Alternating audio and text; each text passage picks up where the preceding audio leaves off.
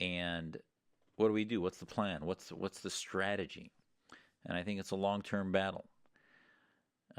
But at the end of the day, I think that each one of us, if we understand what we're up against, just like in the Cold War, we finally heralded the resources of our government, media, to understand that the American Communist Party is, they have rights as citizens, etc., but they're not allies in figuring out a strategy against the Soviet communists because they drink from the same trough.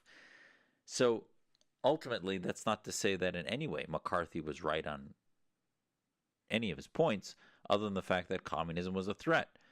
But the American communists were not allies. American Islamists are not allies. And I hope here at this program you realize that American patriotism, American security, a belief in American constitutional republic and who we are, is going to be bolstered, strengthened by not only understanding our enemies better, but understanding who we are.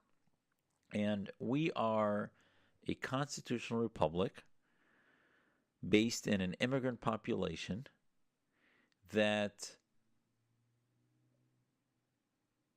ultimately, I believe, is the best system of government on the planet. It allowed me to be more Muslim, more independently Muslim than any Muslims I know that live in other countries, in the Middle East, and especially Muslim majority countries, because their form of Islam was dictated to them.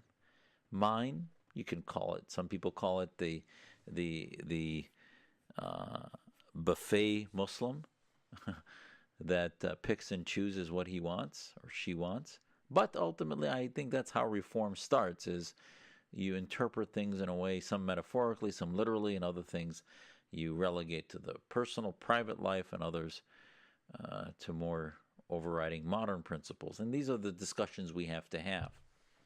And I hope here you continue to give me the latitude to have them so that we can leave a legacy together of, I think, the biggest gift of America from its own Judeo-Christian tradition is an understanding of how to come to terms with modernity and reject theocracy while embracing the best of your religion.